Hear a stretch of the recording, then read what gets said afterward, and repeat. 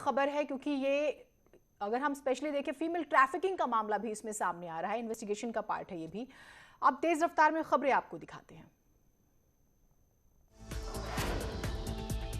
BJP संसदीय दल की बैठक में पीएम मोदी का बड़ा बयान, कांग्रेस ना चर्चा करती है ना ही सदन चलने देती है। वैक्सीन पर सर्वदलीय बैठक में भी कांग्रेस शामिल नहीं हुई।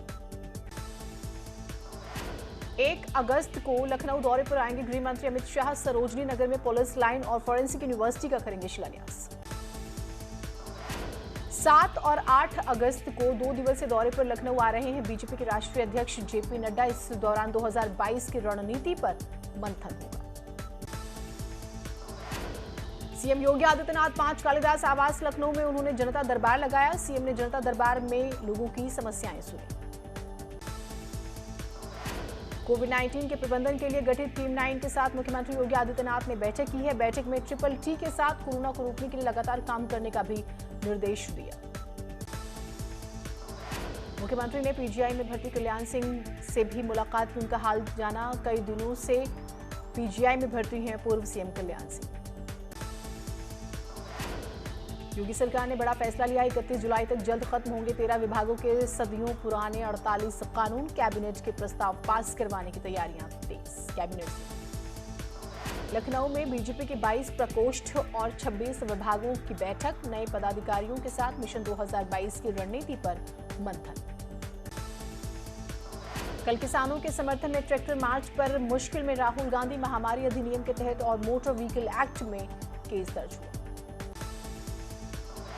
4 दिनों के दौरे पर दिल्ली पहुंची ममता बनर्जी। आज शाम 4 बजे पीएम मोदी से करेंगी मुलाकात। सिंघू बॉर्डर पर किसान नेताओं से भी मिलेंगी। बहुजन समाज पार्टी का आज कौशाम्बी में ब्राह्मण सम्मेलन। महासचिव सतीश मिश्रा करेंगे सम्मेलन की अगुवाई। प्रयागराज पहुंचे बीएसपी के राष्ट्रीय महासचिव सतीश मिश्रा ने 22 अगस्त को समाजवादी पार्टी के ब्राह्मण सम्मेलन के ऐलान पर साधा निशाना। कहा, समाजवादी पार्टी की सरकार में ब्राह्मणों का जमकर उत्पीड़न हुआ।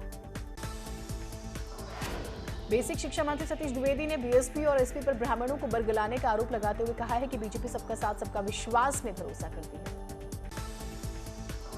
बीजेपी ने बीएसपी के ब्राह्मण प्रेम पर भी सवाल खड़ा करते हुए कहा है कि कल तक जो लोग सहारनपुर में एक धर्म विशेष के लोगों को एकजुट करने का आह्वान कर रहे थे, वही लोग आज ब्राह्मण प्रेम दिखा रहे हैं। मुजफ्फरनगर के खतौली में आरएलडी का भाईचारा सम्मेलन आयोजित हुआ। सम्मेलन में आरएलडी नेता और सैकड़ों समर्थक भी शामिल हुए। वाराणसी में ज्ञानव्यापी मस्जिद मामले में आज सुनवाई। एएसआई सर्वे के आदेश पर डाली गई थी रिवीजन याचिका। 8 अप्रैल को कोर्ट ने दिया था एएसआई को सर्वे का आदेश।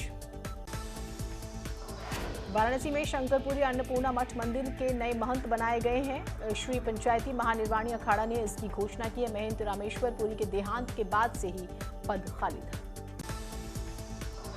अखाड़ा परिषद ने की सीएम योगी आदित्यनाथ की तारीफ। कहा, वो जातिवादी राजनीति नहीं करते हैं, उनमें अहंकार भी नहीं। बरेली में इत्तेहाद मिल्लत काउंसिल के राष्ट्रीय अध्यक्ष और बरेली दंगे के दौरान सुर्खियों में आए मौलाना तौकीर रजा ने नई कार्यकारिणी का गठन किया और विवादित बयान देते हुए कहा कि बीजेपी और संघ वाले दंगे कराते हैं, इल्जाम मुसलमानों पर डालते हैं। इटावा की भरथना सीट से 2022 विधानसभा चुनाव के लिए बीएसपी ने कमलेश अंबेडकर को घोषित किया प्रत्याशी। एमएलसी की पत्नी है कमलेश। पूर्व दर्जा प्राप्त राज्य मंत्री मोहम्मद इकबाल और उनके पिता की 2 अरब 54 करोड़ की संपत्ति कुर्क। गैंगस्टर एक्ट के तहत लखनऊ पुलिस कमिश्नरेट की बड़ी कार्रवाई।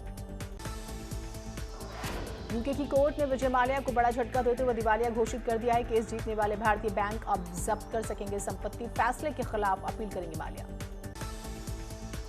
बलिया में यूपी के राज्य मंत्री आनंद स्वरूप शुक्ला समेत 50 अज्ञात पर केस दर्ज हुआ है। राज्य मंत्री शुक्ला एसएचओ पर महिलाओं से मारपीट और दुर्व्यवहार का आरोप। एम्बुलेंस सेवा की हड़ताल को देखते हुए सीएमओ ने नोडल अधिकारी के साथ हेल्पलाइन नंबर जारी किया है। लखनऊ में 102 और 108 एम्बुलेंस सेवा देने वाले कर्मियों ने हड़ताल की चेतावनी दी हुई। उन्नाव में कानपुर हाईवे पर सिंचाई विभाग की जमीन पर कब्जा कर भूमाफिया ने प्लांट का बिक्री कर डाली और प्रशासन ने 8 घंटे की कार्रवाई के बाद इन इमारतों को तोड़ दिया। अवैध धर्मांतरण रैकेट में फंडिंग का खुलासा हुआ है। दुबई, लंदन, केरल से उमेर गौतम को मिलती थी रकम, हवाला के जरिए और सीधे अकाउंट में आते थे पैसे। मुजफ्फरनगर बिजनौर में मंदिर में शुद्धिकरण के बाद घर वापसी। मुजफ्फरनगर में 3 और बिजनौर में 1 युवक ने अपनाया था इस्लाम धर्म। सीतापुर के लहरपुर थाना इलाके में पुलिस और बदमाशों के बीच हुई मुठभेड़ में 25,000 का इनामी बदमाश के पैर में लगी गोली। चोरी के दौरान महिला की हत्या के मामले में चल रहा था बदमाश फरार। बस्ती में 25,000 का इनामी बदमाश घनश्याम मुठभेड़ में अरेस्ट हुआ है। इसके पैर में गोली लगी। नोएडा के थाना सेक्टर 24 की पुलिस और बदमाशों के बीच मुठभेड़ हुई। एक बदमाश गोली लगने से घायल, कार से शीशे तोड़कर करते थे चोरी। नोएडा में स्पाइस मॉल के पास देर रात पुलिस और बदमाशों के बीच मुठभेड़ हुई है। एक बदमाश गोली लगने से जख्मी। हरदोई के कछौना में हुई युवक की हत्या का पुलिस ने 24 घंटे में खुलासा कर दिया। पुलिस मृतक की पत्नी समेत 4 लोगों को गिरफ्तार कर चुकी है।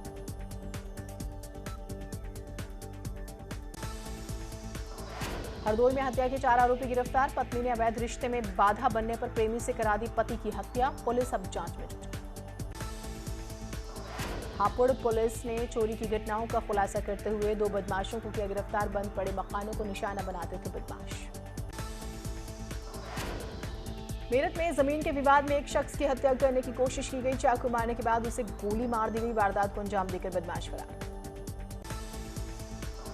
भदोही जिले में एक युवक ने अपने पिता के हत्यारोपी की हत्या कर दी। आरोपी युवक फरार है। पुलिस छापेमारी कर रही है। गोरखपुर में रेलवे क्रॉसिंग के पास से घायल हालत में मिला युवक। गला रेतकर हत्या की कोशिश की आशंका। युवक की नहीं हो पाई पहचान।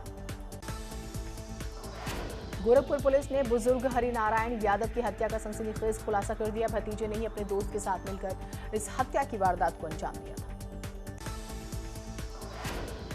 मुरादाबाद के भोजपुर के रूपपुर ग्राम में प्रेमिका के साथ भागे प्रेमी के भाई को दी गई तालिबानी सजा। पेड़ से उल्टा लटकाकर लाठी डंडों से पीटा गया। प्रयागराज में 2 गुटों में जमकर मारपीट। सड़क पर आपस में भिड़े दोनों गुट। कर्नलगंज के कटरा इलाके का मामला। फर्रुखाबाद के फतेहगढ़ इलाके के निनौआ गांव में चारपाई पर बैठने से मना करने पर दबंगों ने युवक को दौड़ा कर पीटा। युवक को घर से उठाकर ले जाते वीडियो सोशल मीडिया पर वायरल। ललितपुर में दबंग युवक ने पुलिस कर्मियों के साथ की मारपीट। मारपीट का वीडियो सोशल मीडिया पर वायरल। वैक्सीनेशन को लेकर हुआ विवाद। रामपुर में दहेज के लिए नवविवाहिता को दिया गया 3 तलाक। पीड़िता ने पति पर दहेज में 10 लाख रुपए और कार मांगने का लगाया था। ऐसे पीड़ित व्यक्तियों